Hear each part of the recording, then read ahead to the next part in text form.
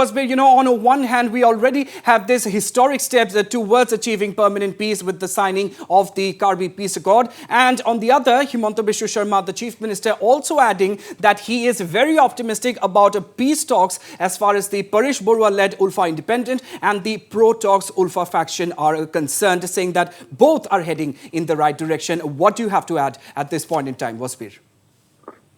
Yes, Raunak, from day one, from the first day that Himanta Biswa Sarma assumed office, that was 10th of May this year, he has been very clear in his intent. He wanted to bring peace, all around peace in the state of Assam. Therefore, on day one itself, Dr. Himanta Biswa Sarma had sent out an olive branch to the ULFA-Independent headed by Paresh Baruah.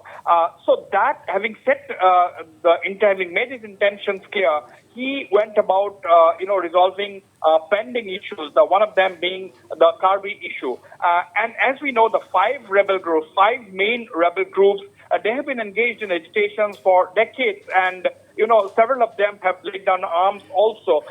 But the point is, there was no clear-cut track. No accord was signed. Therefore, Dr. Himanta Biswa Sarma and the government, in close collaboration with the Ministry of Home Affairs and the government of India, they decided to get all the rebel groups together so that permanent peace is restored in the hills of Assam.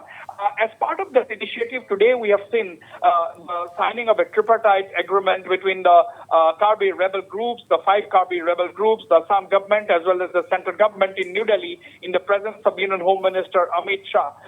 Of course, what we can also say at this point in time, Raunak, is that with the signing of this peace accord, there is no major insurgency. Actually, we can say there is no insurgency left in the tribal heartland of Assam, whether it is the plains tribal heartland of the Bodo Belt or whether the hill tribal heartland of Karbi Anglong. So this is indeed a very big achievement, indeed a historic day as far as Assam is concerned. Absolutely. And Wasbir, now with the signing of the Karbi Peace Accord as well, do you think now the, efforts of the state government will be focused fully towards bringing the ULFA-Independent to the talks table, so that the idea of everlasting peace in the region can truly be realized, Wasbir?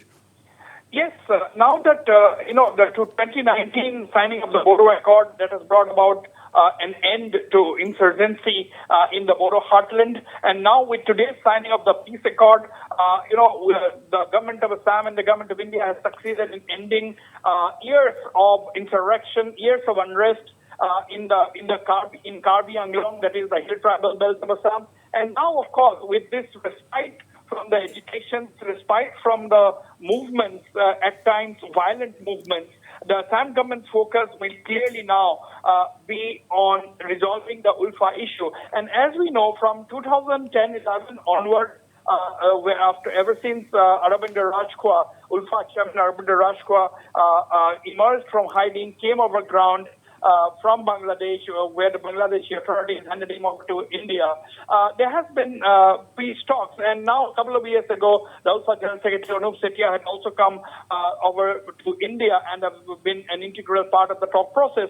But since Paresh Baruah has formed a separate group called ULFA-Independent and so long not part of the peace process, the efforts of the government will be now to bring Paresh Baruah to the negotiating table. And a lot of ground have already been covered. And as I said, right from day one after assuming office, Dr. Himanta Biswa Sarma, the Chief Minister of Assam, been extending an olive branch to Paresh Baruah. And Paresh Baruah has also, it appears that Paresh Baruah has also embarked on this pragmatic path and gives some kind of an indication that he is averse to negotiate a settlement the problem.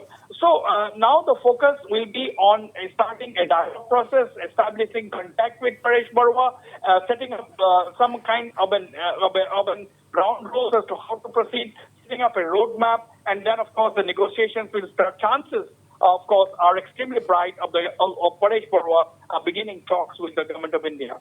Absolutely. Indeed, a very, very positive signs. Indeed, Wasbir Hussain, thank you very much for joining us this evening and giving us your take on this big historic development today.